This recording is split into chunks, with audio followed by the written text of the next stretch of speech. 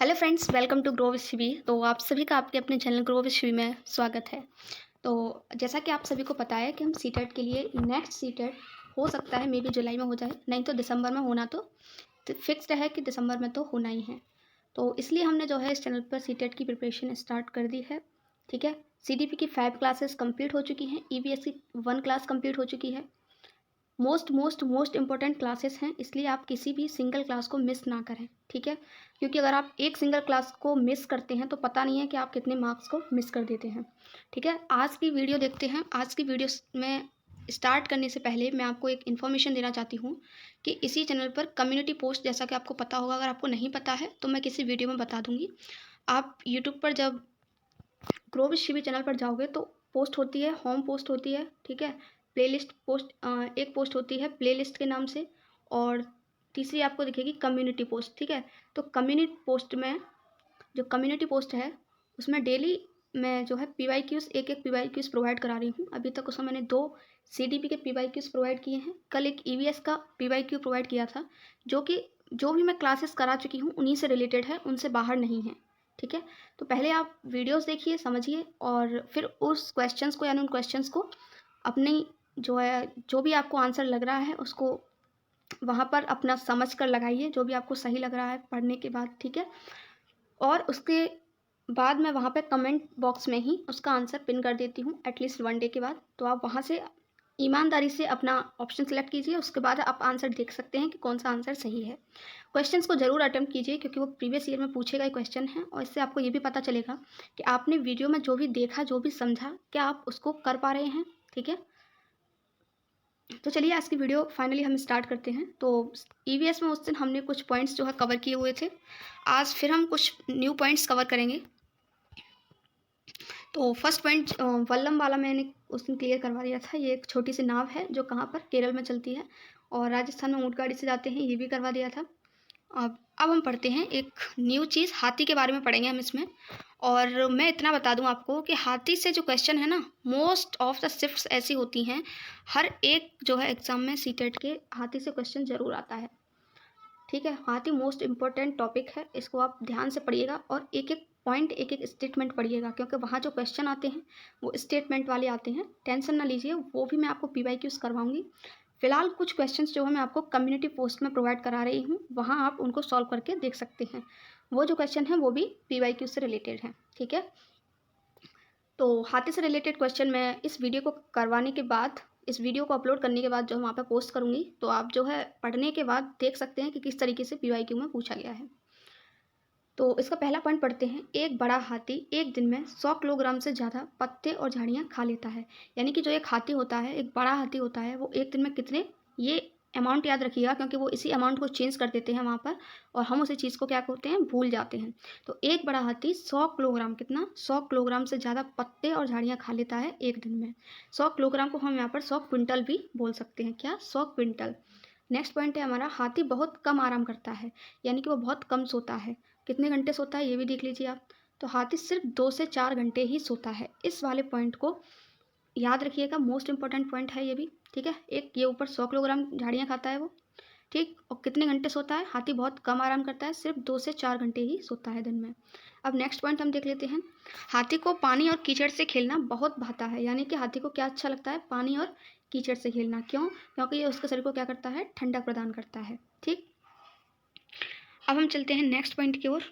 तो हाथी के जो कान होते हैं, यानी उसके जो ईयर होते हैं, वो पंखे की तरह होते हैं, जिससे हिलाकर वो क्या करता है, हवा करता है गर्मी लगने पर, जिससे वो भी उसको क्या करते हैं, एक पंखे की तरह उसके कान जो है काम करते हैं। नेक्स्ट पॉइंट है हमारा, 3 महीने के हाथी के बच्चे का जो वजन होता है, सॉरी 3 महीने का जो हाथी, 3 महीने का जो हाथी होता है, बच्चा होता है, उसका जो वेट होता है, जो वजन होता है, वो होता है हमारा 200 किलोग्राम, यानी जिसको हम बोल सकते हैं 200 क्विंटल। अब नेक्स्ट पॉइंट है हमारा, ये भी क्वेश्चन, ये वाला जो पॉइंट है वो भी मोस्ट इंपॉर्टेंट है। हाथी, जितनी भी डिजिट्स वाले पॉइंट है ना, उनको आप जरूर याद रखिए। 3 महीने के हाथी का वजन कितना होता है, 200 किलोग्राम। नेक्स्ट पॉइंट है हमारा, हाथियों के झुंड में केवल हथिनियाँ और बच्चे ही रहते हैं। ये पॉइंट याद रखिएगा आप। हाथियों के झुंड में केवल कौन रहता है, हथिनियाँ यानी फीमेल्स, और उनके बच्चे रहते हैं। एक झुंड में केवल कितनी 10 से 12 हथिनियाँ रहती हैं और बच्चे रहते हैं। एक झुंड में कितने? केवल 10 से 12 हथिनियाँ और बच्चे रहते हैं। जो बुजुर्ग हथिनी होती है यानी कि जो सबसे बड़ी हथिनी होती है वो अपने झुंड की क्या होती है? नेता होती है। और झुंड में 14 से 15 साल के बच्चे और हथिनियाँ होती हैं। ठीक, ये आप देख सकते हैं, यहाँ पर मैंने छोटा सा लिखा है, झुंड में 14 से 15 साल के बच्चे व हथिनियाँ होते हैं। हाथी 14-15 साल तक ही इस झुंड में रहते हैं, फिर वे झुंड छोड़कर चले जाते हैं और अकेले रहते हैं। यानी कि जो हाथी के बच्चे होते हैं, मान लीजिए हथिनियाँ अपने बच्चों को अपने साथ रखती हैं। एक झुंड में कितने रहते हैं हथिनियाँ और बच्चे? 10 से 12। ठीक है, अब जो बच्चे होते हैं उसमें हथिनियाँ भी होंगी और हाथी भी होंगे। तो जो हाथी होते हैं वो 14-15 साल तक ही उस झुंड में रहते हैं अपनी मम्मी के साथ, यानी कि अपनी जो बुजुर्ग हथिनी होती है उसके साथ। उसके बाद वो झुंड छोड़कर चले जाते हैं। कब तक रहते हैं? 14 से 15 साल तक। तो ये हाथी के बारे में मोस्ट इंपॉर्टेंट स्टेटमेंट्स थे। अगर हाथी से कोई भी क्वेश्चन आएगा तो यहाँ से आ जाएगा। अब नेक्स्ट पॉइंट है खेजड़ी के पेड़ों के बारे में। यहाँ से भी सीटेट में क्वेश्चन आया हुआ है। तो खेजड़ी के जो पेड़ हैं वो राजस्थान में जोधपुर, अब ये पॉइंट याद रखिएगा, पर्टिकुलर ये पॉइंट पूछ लिया जाता है कि जो खेजड़ी के पेड़ हैं वो कहाँ पाए जाते हैं? तो राजस्थान में जोधपुर में पाए जाते हैं। कहाँ पर? जोधपुर के खेजड़ली गाँव में मिलते हैं। कौन से गाँव? खेजड़ली। अब इस गाँव का नाम खेजड़ली इसीलिए पड़ा था क्योंकि यहाँ पर बहुत सारे खेजड़ी के पेड़ थे और यहाँ के जो लोग हैं उनको विश्नोई कहते हैं। क्या कहते हैं? विश्नोई। यहाँ पर एक लड़की थी जिसका नाम था अमृता विश्नोई, जिसने जो है पेड़ों को काटने के बिल्कुल विरुद्ध थी। यहाँ पर शिकार व पेड़ काटना निषेध है। ठीक, नेक्स्ट पॉइंट के आगे बढ़ते हैं। मधुमक्खियों के बारे में है ये और चींटियों के बारे में पढ़ते हैं। ठीक है, एक सेकेंड। शहद के बिना छत्ते की सारी मधुमक्खियाँ, सॉरी ये इनकम्प्लीट सा लग रहा है, मैं इसको आपको कल प्रोवाइड करवाऊंगी। जो भी पॉइंट्स देखिए रह जाएंगे एनसीईआरटी से वो मैं आपको कंप्लीट करा दूंगी एक पर्टिकुलर वीडियो में, बट जो भी अभी यहाँ पे पढ़ाया जा रहा है उसको आप अच्छे से माइंड में रखिएगा। एक एक पॉइंट्स यहाँ पर बहुत इंपॉर्टेंट है। अभी पढ़ लेते हैं चींटियों के बारे में। सभी चींटियों का काम बटा होता है। कैसा होता है? जो चींटियाँ होती हैं वो क्या करती हैं, उनका भी काम क्या होता है? बटा हुआ होता है। आपने देखा होगा चींटियाँ किस में रहती हैं? झुंड में रहती हैं। जब भी चींटियाँ चलती हैं तो बहुत सारी चींटियाँ उसके साथ चलती हैं। जो रानी चींटी होती है वो क्या करती है? अंडे देती है। और जो सिपाही चींटियाँ होती हैं वो क्या करती हैं? उनके बिल का ध्यान रखती हैं। ठीक है, और जो मजदूर चींटियाँ होती हैं, यानी कि आपने देखा होगा बहुत सारी चींटियाँ इधर से उधर जाती हुई देखी होंगी आपने, तो वो क्या करती हैं? भोजन ढूंढ कर लाती हैं बिल तक। यानी कि बिल तक भोजन ढूंढने का जो काम करती हैं वो चींटियाँ करती हैं। यानी कि कुल मिलाकर हम कहें तो चींटियों का भी काम बटा होता है। कुछ चींटियाँ जो है भोजन ढूंढ कर ले जाती हैं बिल तक, और कुछ जो चींटियाँ होती हैं जिनको सिपाही चींटियाँ कहती हैं बिल का ध्यान रखती हैं, और जो रानी चींटियाँ होती हैं, बड़ी चींटियाँ होती हैं, वो अंडे देती हैं। ठीक है, नेक्स्ट पॉइंट है, ये भी इसी साल पूछा गया है सीटेट में। दीमक और ततैये भी इसी तरह समूह में काम करते हैं। ठीक है, कौन? दीमक और ततैये भी इसी तरह किस में काम करते हैं? झुंड में, यानी कि समूह में काम करते हैं। अब नेक्स्ट पॉइंट, गांधीधाम, ये एक जगह का नाम है गांधीधाम। ये कहाँ पे है? ये अहमदाबाद में है। गांधीधाम कहाँ पर है? अहमदाबाद में है। ये आपसे पूछा जा सकता है इसलिए याद रखिएगा। और जो वलसाड़ है, वलसाड़ एक जगह है, ये कहाँ पे है? गुजरात में है। और कोझिकोड, कोझिकोड कहाँ पर है? ये है केरल में। ठीक, तो गांधीधाम अहमदाबाद में है, वलसाड़ गुजरात में है और कोझिकोड केरल में है। ठीक, नेक्स्ट पॉइंट, मडगांव कहाँ पर है? मडगांव है गोवा राज्य में। मडगांव गोवा में स्थित है। ठीक, अब ये कुछ पॉइंट दिया था एनसीईआरटी में। गोवा से केरल तक के रास्ते में टोटल 92 सुरंगें, यानी कि 92 टनल्स और 2000 ब्रिज, यानी कि 2000 जो है पुल मिलते हैं। तो ये क्वेश्चन आ सकता है कि गोवा से केरल के बीच का जो रास्ता है उसमें कितनी सुरंगें, यानी कितने टनल्स और कितने ब्रिजेस हैं? तो आप बता सकते हैं 92 सुरंग हैं और 2000 क्या है? पुल हैं, यानी कि ब्रिज हैं। अब मलयालम में, यानी केरल की भाषा है मलयालम। मलयालम में जो माँ की बहन होती है, माँ की बड़ी बहन, यानी कि मौसी हम कह सकते हैं। मौसी को हम केरल की भाषा में यानी मलयालम में बोलते हैं वलियम्मा। क्या बोलते हैं? वलियम्मा। और नानी को बोलते हैं हम अम्मू माँ। नानी को बोलते हैं क्या? अम्मू माँ। और मौसी को बोलते हैं अब नेक्स्ट पॉइंट है, केरल के कई भागों में एक जगह से दूसरी जगह जाने के लिए फेरी और अन्य तरह की नावों का इस्तेमाल होता है। ठीक है। तो ये फेरी क्या है, एक नाव है जिसका इस्तेमाल कहाँ किया जाता है, केरल में किया जाता है। एक जगह से अगर हमें दूसरी जगह जाना होता है तो हम किसका यूज़ करते हैं, फेरी का यूज़ करते हैं। इससे पहले मैंने आपको बताया था वल्लम के बारे में, वो भी क्या थी, केरल में ही एक नाव थी जिसमें बच्चे बैठकर कहाँ स्कूल जाते थे, ठीक है, नदी को क्रॉस करके। नेक्स्ट अब हम पॉइंट देखते हैं कर्णम मल्लेश्वरी के बारे में। यहाँ से भी क्वेश्चन कई बार पूछा गया है, इसलिए इनके बारे में अच्छे से याद रखिएगा। अब देखिए कर्णम मल्लेश्वरी जो थी, सबसे पहले तो हम देखते हैं वो कौन थी। तो कर्णम मल्लेश्वरी कौन थी, एक वेट लिफ्टर थी, यानी कि वजन उठाने वाली थी। ये आंध्र प्रदेश की रहने वाली हैं, ठीक। तो इनके बारे में एक एक पॉइंट आप याद रखना। कर्णम मल्लेश्वरी कौन थी, वेट लिफ्टर थी, और ये आंध्र प्रदेश की रहने वाली हैं। इन्होंने भारत के बाहर कितने मेडल जीते हैं, 29 मेडल जीते हैं। ध्यान से सुनिएगा, भारत के बाहर जीते हैं, यानी कि इंटरनेशनल लेवल पर इन्होंने ये मेडल्स जीते हैं, ठीक। नेक्स्ट पॉइंट है, इनके जो पापा थे वो कौन थे, पुलिस के हवलदार थे, और जब ये 12 साल की थी तभी से ये वजन उठाने का अभ्यास करने लगी थी। तो ये स्टेटमेंट में पूछा जा सकता है, इसलिए इसको भी याद रखिएगा कि ये 12 साल की थी तभी से वजन उठाने का अभ्यास करती थी। इन्होंने 29 मेडल जीते हैं, कहाँ पर, भारत के बाहर यानी इंटरनेशनल लेवल पर। और अब ये एक बार में कितना 130 किलोग्राम वजन उठा लेती हैं। कितना 130 किलोग्राम वजन उठा लेती हैं। देखिए यहाँ पे एक पॉइंट ऐड करना रह गया है, इनकी 4 सिस्टर्स थी, कितनी 4, और ये चारों सिस्टर भी क्या करती हैं, वजन उठाने का अभ्यास करती हैं, ठीक।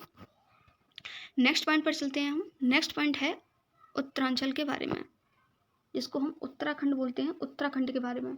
तो उत्तराखंड में पहाड़ों के बीच एक ऐसी जगह है जब फूल ही फूल होते हैं, यह क्या कहलाती है, फूलों की घाटी कहलाती है। अब देखिए क्वेश्चन क्या आएगा कि फूलों की घाटी किसे कहा जाता है। ऑप्शन दिया जाएगा उत्तराखंड, यूपी, ठीक है, और आपका दे दिया चेन्नई, और कोई भी अदर ऑप्शन दे दिया। तो आपको क्या लगाना है, उत्तराखंड को हम फूलों की घाटी कहते हैं। नेक्स्ट है हमारा, बिहार में मधुबनी नाम का क्या है, एक जिला है। यहाँ से भी क्वेश्चन आया हुआ है, बिहार में क्या है, मधुबनी नाम का क्या है, एक जिला है। त्योहारों और खुशी के मौके पर वहाँ घर की दीवारों पर और आंगन में इस तरह के चित्र बनाए जाते हैं। यानी कि वहाँ पर क्या होता है, त्योहारों पर और जब भी कोई खुशी का अच्छा मौका होता है तब वहाँ घर की दीवारों पर और आंगन पर क्या होते हैं, चित्र बनाए जाते हैं, रंगोली बनाई जाती है, जिसको हम क्या कहते हैं, मधुबनी कला कहते हैं। मधुबनी कला क्या है, एक पारंपरिक कला है, यहाँ की प्राचीन कला है, ठीक है। और ये जो कलर हैं, ये मतलब जो रंगोली वगैरह, जो दीवारों पर जो कढ़ाई वगैरह, आंगन में चित्र वगैरह बनाए जाते हैं, वो किससे बनाए जाते हैं। तो ये इसमें जो किस प्रकार के जो है चित्र बनाए जाते हैं, पहले वो देख लीजिए। तो इस तरह के चित्रों में इंसान, जानवर, पेड़, फूल, पक्षी, मछलियाँ और अन्य कई जीव जंतु साथ में बनाए जाते हैं। यानी कि आपको पता होना चाहिए कि जो मधुबनी आर्ट होती है, जो मधुबनी कला होती है, उसमें क्या होता है, उसमें इंसान, पेड़ पौधे, जानवर, मछलियाँ, यानी कि प्रकृति से रिलेटेड जो चीज़ें होती हैं वो बनाई जाती हैं। और ये जो कलर हैं वो किससे बनाए जाते हैं, ये भी आप नीचे देख लीजिए, पॉइंट दिया हुआ है। यह पिसे हुए चावल के घोल में रंग मिलाकर बनाए जाते हैं। यानी कि इसके लिए क्या होता है, चावल होते हैं, उसका घोल बनाया जाता है पीसकर, और फिर उसमें कलर मिलाए जाते हैं। और ये रंग भी क्या होते हैं, खास तरह के होते हैं। अब ये रंग कहाँ से आते हैं, ये रंग बनाने के लिए नील का इस्तेमाल करते हैं, हल्दी का, यानी पीला रंग बनाना है तो हल्दी का इस्तेमाल करेंगे, नीला रंग लेना है तो ये नील का इस्तेमाल करते हैं। और जो अलग अलग पेड़ पेड़ जो फूल पेड़ होते हैं उनके रंग आदि को इस्तेमाल में लिया जाता है, यानी कि रंग बनाने के लिए इन सब चीज़ों का क्या करते हैं, इस्तेमाल करते हैं। तो मधुबनी के बारे में ये सारे पॉइंट्स आपको याद करने हैं। नेक्स्ट है हमारा यूपी, यानी कि उत्तर प्रदेश में कचनार के फूलों से, किससे, कचनार के फूलों से, और केरल में केले के फूलों से, और महाराष्ट्र में सहजन के फूलों से सब्जी बनाई जाती है। यानी कि ये तीनों ही पॉइंट मोस्ट इंपॉर्टेंट है, यहाँ से क्वेश्चन आया हुआ है सीटर। देखिए मैं जितने भी पॉइंट्स आपको करा रही हूँ, हर एक पॉइंट इंपॉर्टेंट है, हर एक पॉइंट से क्वेश्चन आया हुआ है, ठीक है। तो किसी भी पॉइंट को आप मिस नहीं कर सकते। तो उत्तर प्रदेश में कचनार के फूलों की सब्जी, महाराष्ट्र में सहजन के फूलों की, और केरल में केले के। तो कितना ईजी है याद करना, केरल से तो हो गया हमारा केला, केरल से केले के फूलों की, और महाराष्ट्र में सहजन याद रखिए, और यूपी से कचनार याद रखिए, ठीक। नेक्स्ट है हमारा गोलादावरी और जीनिया। गोलादावरी और जीनिया ये क्या है, पेड़ हैं, उनके फूलों से क्या करे जाते हैं, कपड़े रंगे जाते हैं, यानी कि इनसे रंग बनते हैं। यानी कि जो गुलादावरी और जीनिया हैं, ये पेड़ हैं, इनके जो फूल, इन पर जो फूल आते हैं उनसे क्या बनाए जाते हैं, रंग बनाए जाते हैं, और फिर उन रंगों को इस्तेमाल किया जाता है कपड़ों को रंगने में। अब नेक्स्ट है हमारा यूपी का एक जिला है कन्नौज। यूपी में कौन सा जिला है, कन्नौज। इत्र यानी कि सेंट, जिसको हम परफ्यूम बोलते हैं, उसके लिए क्या है, मशहूर है, यानी कि फेमस है। तो ये क्वेश्चन आपसे पूछा जाएगा कि यूपी में कौन सा जिला है जो कि इत्र के लिए फेमस है, तो वो है हमारा कन्नौज। ठीक, यहाँ पर आसपास के इलाकों से ट्रकों में भरकर फूल लाए जाते हैं, फिर उनसे इत्र, गुलाब जल और केवड़ा तैयार किया जाता है। तो क्या क्या बनाया जाता है? इन फूलों से इत्र बनाया जाता है, गुलाब जल बनाया जाता है और केवड़ा तैयार किया जाता है। अब नेक्स्ट पॉइंट है हमारा गाजी खान। गाजी खान एक जगह है जो कहाँ पर है? पाकिस्तान में। ठीक है, तो याद रखिएगा गाजी खान कहाँ पर है? पाकिस्तान में। और सोहना गांव है हमारा हरियाणा में। सोहना गांव कहाँ पर है? हरियाणा में। और जो वेलवन का है, वेलवन का ये है हमारा कर्नाटक में। तो ये कुछ जगह हैं जिनके नाम हैं, जिनको आपको याद रखना है। वेलवन का कर्नाटक में, गाजी खान पाकिस्तान में, और सोहना गाँव जो है वो है आपका, देखिए इसका पूरा नाम है डेरा गाजी खान। ठीक, डेरा गाजी खान पाकिस्तान में, और सोहना गाँव में हमारा हरियाणा में। अब नेक्स्ट पॉइंट गिजुभाई बधेका के बारे में है। तो गिजुभाई बधेका कौन थे? ये एक प्रकृति प्रेमी थे, ये गुजरात में रहते थे, और ये बच्चों के लिए क्या करते थे? मज़ेदार किस्से, कहानियाँ और पत्र लिखते थे, जो किससे रिलेटेड होते थे? नेचर यानी प्रकृति से रिलेटेड होते थे। ठीक, अब हम नेक्स्ट पॉइंट पर चलते हैं। नेक्स्ट पॉइंट है हमारा कलचड़ी। अब हम कुछ पक्षियों के बारे में बात करेंगे, जैसे कोयला, कोयल, कौवा, कलचड़ी यानी जिसको हम इंग्लिश में इंडियन रोबिन बोलते हैं। ये मतलब हम ये बात करेंगे कि ये जो लोग हैं इनका आवास यानी शेल्टर क्या है, ये कहाँ पर अपने जो अंडे वगैरह हैं वो देते हैं। ठीक, तो जो कलचड़ी होती है जिसको हम इंडियन रोबिन बोलते हैं, ये पत्थरों के बीच घोंसले बनाती है। कहाँ पर? मान लीजिए ये दो स्टोन है, पत्थर हैं, तो इनके बीच में यहाँ पर घोंसला बनाती है। ठीक है, अब घोंसला किससे बना होता है? घास से बना होता है, और उसके ऊपर पौधों की नाजुक टहनी, जड़ें, ऊन, बाल, रुई सब बिछा होता है। ठीक, तो कलचड़ी कहाँ पर अंडे देती है? पत्थरों के बीच अंडे देती है, जो कि किससे? घास से बना होता है, जिसमें नाजुक टहनी, जड़ें, ऊन, बाल, रुई सब बिछा हुआ होता है। नेक्स्ट पॉइंट है कोए के बारे में। तो कोया जो है, कोए के घोंसले में तो क्या मिलता है? लोहे के तार मिलते हैं, लकड़ी की शाखाएं मिलती हैं। कोआ पेड़ की ऊंची डाली पर क्या बनाता है? घोंसला बनाता है। तो ये पॉइंट याद रखिएगा। जो कलचड़ी है इंडियन रोबिन जिसको हम बोलते हैं, वो पत्थरों के बीच अंडे देता है। कोआ पेड़ की ऊंची डाली पर अंडा घोंसला बनाता है और उसी में अंडे देता है। ठीक, उसमें क्या क्या होता है? लोहे के तार मिलते हैं और लकड़ी मिलती है। और जो कोयल होती है वो अपना घोंसला नहीं बनाती है, वह कोए के घोंसले में ही अंडे देती है। तो ये क्वेश्चन मोस्ट इंपॉर्टेंट है, यहाँ से पूछा ही गया है कि ऐसा कौन सा पक्षी है जो अपना घोंसला नहीं बनाता है, तो उसका आंसर हो जाएगा कोयल। ठीक, अब नेक्स्ट पॉइंट पर चलते हैं, जिसका नाम है फाख्ता, यानी कि जिसको हम डव भी बोलते हैं इंग्लिश में। तो जो फाख्ता एक पक्षी है, ये कैक्टस के कांटों के बीच या मेहंदी की मेड़ में घोंसला बनाती है और उसी में अंडे देती है। तो फाख्ता यानी कि डव बोलते हैं जिसको हम, ये क्या कहाँ अंडे देती है? कहाँ पर घोंसला बनाती है अपना? कैक्टस के कांटों के बीच या फिर मेहंदी की मेड़ में। ठीक, नेक्स्ट है हमारा गौरैया के बारे में। तो गौरैया के बारे में देख लेते हैं। गौरैया कहीं भी घोंसला बना लेती है, जैसे कि अलमारी के ऊपर, आईने के पीछे। ठीक, ऐसे ही कबूतर होते हैं, ये भी अपना घोंसला ऐसे ही बनाते हैं, पुराने मकान या फिर खंडर वगैरह में ये अपने घोंसले बनाते हैं। अब बात करते हैं बसंत गौरी की। तो जो बसंत गौरी है वो कहाँ बनाती है? ये पेड़ के तने में गहरा छेद बनाकर उसमें अंडे रखती है। तो जो बसंत गौरी है वो किस में अंडे देती है? पेड़ के तने में गहरा छेद बनाकर। ठीक, और ये गर्मियों में क्या करती है? टुक टुक करती रहती है। नेक्स्ट पॉइंट पक्षियों के बारे में ख़त्म हुआ। अब हम नेक्स्ट पॉइंट देखते हैं मलयालम, यानी कि अभी मैंने आपको बताया था मौसी को हम मलयालम भाषा में क्या बोलते हैं? याद करिए। यस, मौसी को हम बोलते हैं वलियम्मा, और नानी को हम बोलते हैं अम्मूमा। ठीक है, अब यहाँ पर देखिए मलयालम में हम चाचा को क्या बोलते हैं? चिट्टपन, और चाची को बोलते हैं हम कुंजम्मा। ठीक, चाचा को बोलते हैं चिट्टपन और चाची को बोलते हैं कुंजम्मा। आशा करती हूँ याद हो गए होंगे आपको। नेक्स्ट है चेन्नई से कोच्चि ट्रेन से जाने पर कितने घंटे लगते हैं? 12 घंटे लगते हैं। ये कुछ पॉइंट्स हैं, याद रखिएगा। चेन्नई से कोच्चि जब हम ट्रेन से जाते हैं तो 12 घंटे लगते हैं। अबू धाबी, अबू धाबी के बारे में देखते हैं हम। अबू धाबी क्या है? एक देश है जो कहाँ पे है? रेगिस्तानी इलाके में है। तो अबू धाबी क्या है? एक देश है, रेगिस्तानी इलाके में है। वैसे भी रेगिस्तान में बारिश नहीं होती है, आप सबको पता है कितनी गर्मी होती है और पानी की जो वहाँ पर कमी होती है, इसलिए वहाँ पानी बहुत कीमती होता है। वहाँ ना बारिश है, ना ही नदियाँ हैं, ना झील है और ना ही तालाब। ज़मीन के नीचे भी वहाँ पानी नहीं है। यहाँ की जो स्थानीय भाषा है अबू धाबी की, वो क्या है? अरबी। ठीक, अबू धाबी की स्थानीय भाषा क्या है? अरबी है। और अबू धाबी में जो रुपये हैं, यानी कि हमारे यहाँ रुपया बोलते हैं, ठीक है, और अमेरिका में जैसे डॉलर बोलते हैं, ऐसे ही अबू धाबी में जो रुपये होते हैं उनको दिरहम बोला जाता है। क्या? दिरहम बोला जाता है। और एक पॉइंट और है, अबू धाबी में जो पेट्रोल है वो पानी से भी क्या होता है? सस्ता होता है। नेक्स्ट पॉइंट, लेकिन वहाँ रेतीली ज़मीन के नीचे तेल होता है, इसलिए तो वहाँ पेट्रोल आसानी से मिल जाता है। वहाँ पेट्रोल पानी से सस्ता होता है। ये मैंने पॉइंट्स आपको बता दिया। नेक्स्ट पॉइंट, अबू धाबी में सिर्फ खजूर के ही पेड़ दिखाई देते हैं, क्योंकि वही एक ऐसा पेड़ है जो वहाँ उग सकता है। यानी कि अबू धाबी में सिर्फ एक ही प्रकार का जो पेड़ है वो उग सकता है, वो है खजूर का। अब नेक्स्ट पॉइंट पर आते हैं, वो है वहीदा प्रिज्म के बारे में। तो वहीदा प्रिज्म कौन है? जैसे अभी हमने कर्णम मल्लेश्वरी के बारे में पढ़ा था, अब हम पढ़ेंगे वहीदा प्रिज्म के बारे में।